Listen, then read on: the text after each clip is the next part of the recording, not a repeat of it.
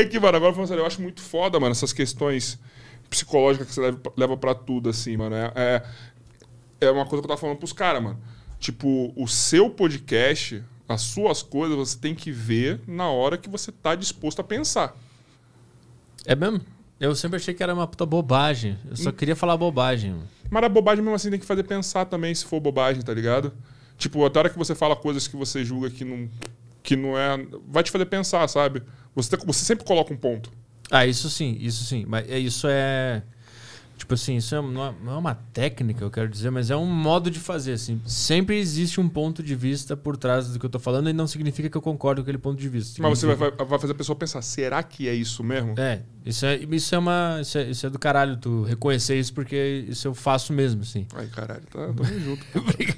Mas não significa que é um ponto de vista legal. Eu sempre tento ver um ponto de vista em algum lugar e a partir daí... criar a partir... Tipo, no último podcast Saco Cheio, eu tava falando sobre a briga do Rick Bonadio com os funkeiros. Maravilhoso, por sinal.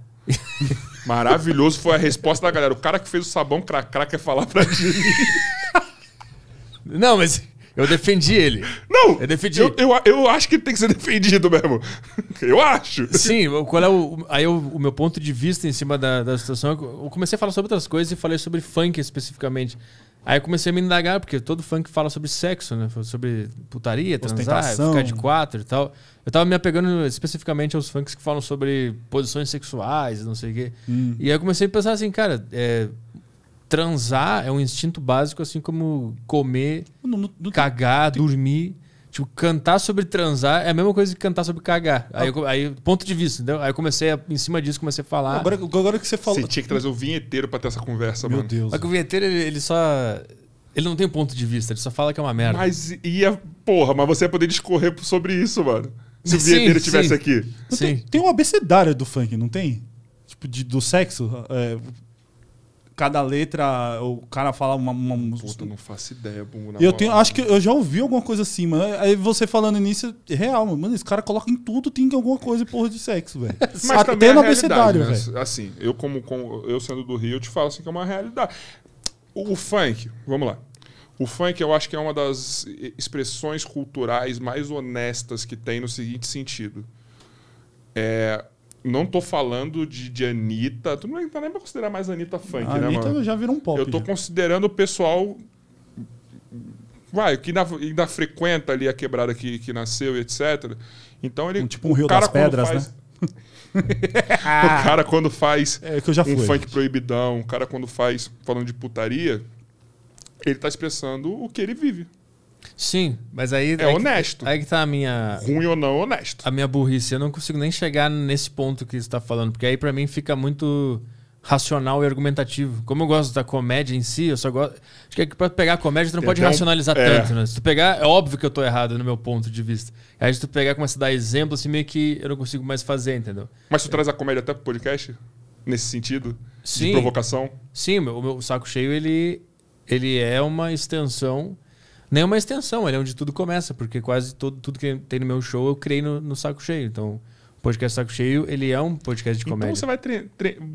Então você vai usando também o Saco Cheio para fazer os seus sets também, Sim, pouco. para ir falando e ver o que tá acontecendo e naquela ideia. Qual é o termômetro pra você saber se tá dando certo ou não? Porque tem hora que só tá você no quarto. Você fica vendo os comentários, vendo o que chega. Às vezes, quando eu vejo que tem muito comentário sobre algo específico, eu percebo, tem alguma coisa aqui legal. Mas isso é genial, cara.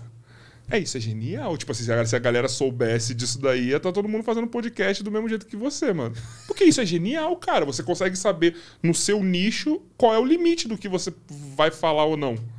Não é nem o limite, é mais testar mesmo.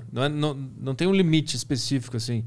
Mas eu gosto de falar um negócio e eu mesmo sentir onde é que está aquela ideia, onde é que está o ponto legal, se tem alguma frase específica que eu posso encontrar aqui no meio dessa ideia toda. E muitas vezes eu acho, às vezes não. E só que quando eu vejo no podcast que alguém comentou alguma coisa, essa parte, eu percebo que tem alguma coisa ali que é boa. Quando muita gente, assim, quando é uma coisa que acontece frequentemente sobre um assunto específico, que muita gente comenta, eu percebo, tem uma ideia legal ali.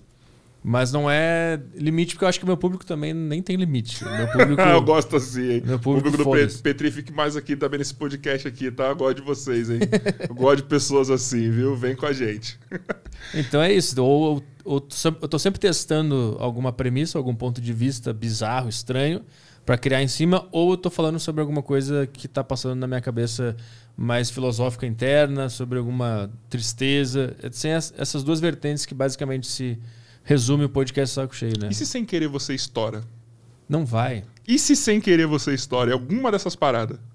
Já aconteceu de alguns vídeos viralizarem, tipo... Não, né? Não tô falando de situações específicas. Se acontece de, sei lá, mano, porque a internet funciona muito assim. De te descobrirem, sei lá, vou falar a molecada, vai. Descobre que o Petri, tipo, fala a mesma coisa que eles querem falar, seja na comédia, seja no podcast, você estoura.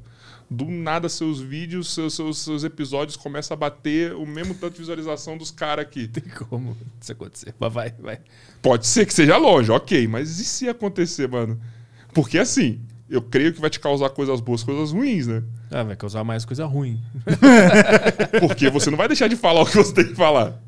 Mas isso é uma coisa que, com o pequeno crescimento que eu tive, agora que tô mais conhecido, tem mais visualização, eu comecei a sentir um pouco de...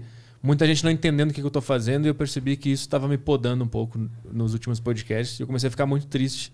Porque, às vezes, tipo, tudo que eu falo é uma bobagem, é um ponto de vista absurdo e é pra ser uma piada. Tudo, absolutamente tudo. Se eu não estiver falando sobre a minha vida pessoal, alguma tristeza momentânea, uma depressão, ou alguém me mandou um e-mail sobre uma situação que o cara tá, ele quer que eu dê um ponto de vista legal pra ele conseguir superar, nesses momentos eu tô falando sério.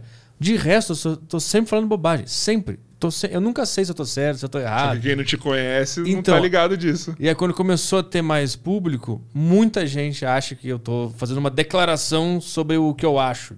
Tipo, teve um podcast que eu tava defendendo o assédio, por exemplo. Eu tava dizendo que o assédio é legal porque tira do cara que chama de gostosa um negócio que tava na barriga dele, que faria ele chegar em casa e quebrar, dar um chute no cachorro, por exemplo. Obviamente. É disso que eu tô falando que eu dou risada, dessas coisas que me tiram do conforto. Mano. Obviamente, isso é um puta absurdo, mas em algum lugar ele tem um ponto interessante. E eu gosto do ponto interessante.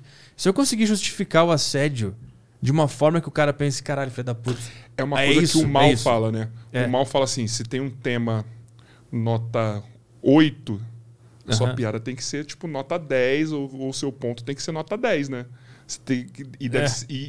Deve ser muito da hora, deve ser muito foda você ir pra esse ponto assim. Não tô falando de fazer piada de humor negro nem nada. É um negócio. Tô falando de temas sensíveis, vamos dizer assim. Sim. Eu acho muito foda, porque te faz pensar e te leva pra um lugar que quase ninguém tá. Sim. Tudo que tu for pensar tem um outro lado, por mais absurdo que o outro lado seja. Não significa que é pra gente seguir a minha piada de que deixa o cara falar gostosa na rua porque aquilo ali é bom, que eu criei uma tese toda. Não é pra seguir isso, é só pra ver quase que como um exercício filosófico do que eu vi. Só isso, ver é um ponto de vista absurdo, porém, no mundo das ideias ele fez sentido. Pronto, acabou aí. Não é pra fazer isso, não é pra levar pra vida, não é nem pra discordar de mim, ficar, isso aí que você falou é um absurdo. Eu sei, esse é o ponto, não precisa me encher o saco, eu sei que é. Eu tô fazendo porque essa... é justamente a arte que eu gosto de fazer. É o absurdo. É tentar achar um ponto que ninguém viu, um ponto que justifica... Quanto mais absurdo o negócio é, tipo assim, se tu conseguir achar um ponto, uma justificativa por uma coisa absurda dentro da comédia, é sempre muito do caralho. Tu conseguir justificar um absurdo, conseguir achar um ponto... Mano, é muito foda, cara. É do caralho sempre. E tô sempre tentando fazer isso na maioria das vezes. Então... É uma coisa que a comédia de besteiro